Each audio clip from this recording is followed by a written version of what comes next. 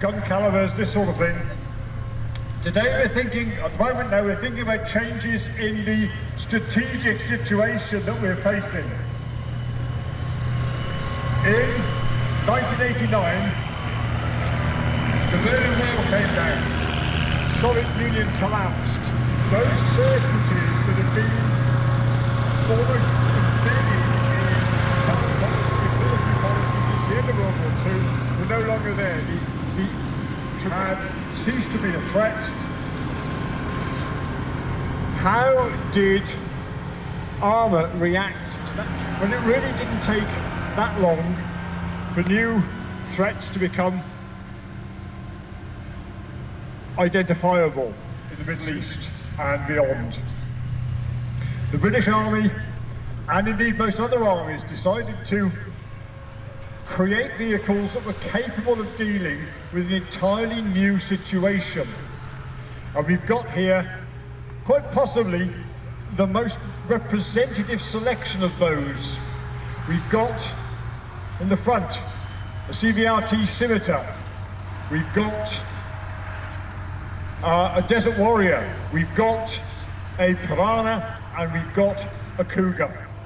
And these represent a change, a shift in military thinking, which was very much in vogue until relatively recently, when again the sort of bedrock of political and foreign relations started to shift with the Russian full-time invasion of Ukraine.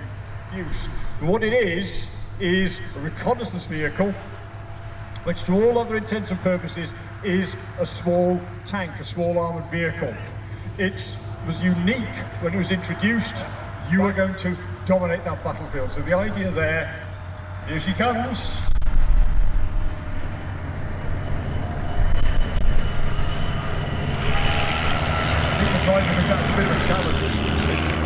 We're going to dominate that battlefield, and the Scimitar has done incredible, this is the Scimitar Mark I, has done incredible service in mine and anti-IED protection.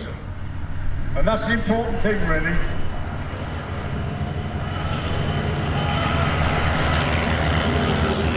The Scimitars that are in use with the British Army at the moment have got the capacity to electronically block phone signals which were being used in places. So that shows us the sort of threat that we are facing.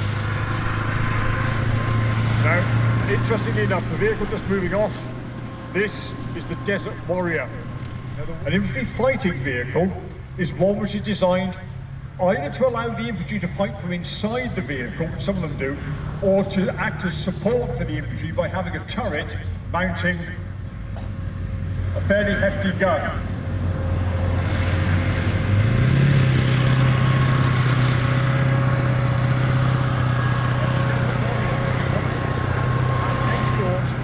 Vehicle by the British, sold to, amongst others, the Saudis, and as the name suggests, it is desertified, it is set up so it can deal with the harsh, and this is the one they've opted for.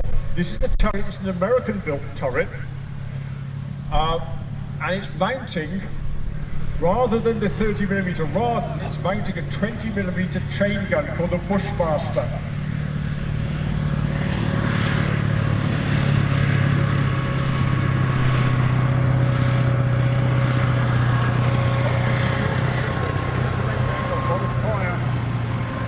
Chain gun is the thing you're going to need to do it.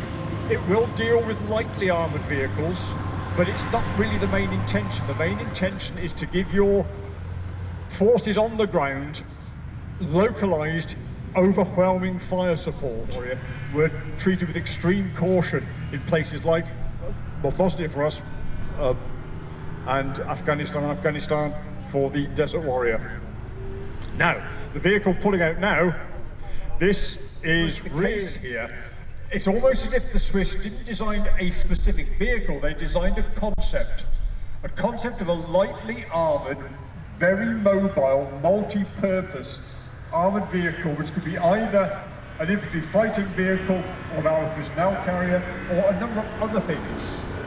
And they then sold that concept widely. It's interesting, the Piranha comes in a 4x4 version, a 6x6 version, In some frontline militaries, increasingly they've been used in parts of the world by police forces as crowd control vehicles.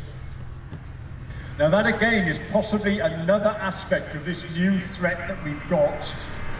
In many respects, if you have a hostile crowd, for instance, in a crowd control situation, then putting a main battle tank on the street is not going to end well. Right, I'll use a politically correct example and suggest if you think about what the Chinese did in Tiananmen Square, okay, later on he was arrested by the secret police and what have you, but tanks are not good for crowd control. They're also not easily portable. A lot of these vehicles are air portable, and therefore they can be either loaded into an aircraft or even in some cases slung underneath. Now, I promised you a little earlier on another Canadian vehicle. Here she comes. This is the Canadian Cougar, but it is also a Piranha. It's a Piranha 1. It's the 6-wheeled version, as you can see, 6x6. It's mounting a familiar looking turret because basically it's the turret that was mounted, or the adaptation of the turret mounted on the Scorpion light tank, CVRT. It's mounting the same gun, 76mm, and you've got here a gun which allows you again to lay down a lot of fire if you need to. Now, originally the Cougars were amphibious. They had a pair of propellers at the back. Don't look too hard to try and see them because they're not there on this one.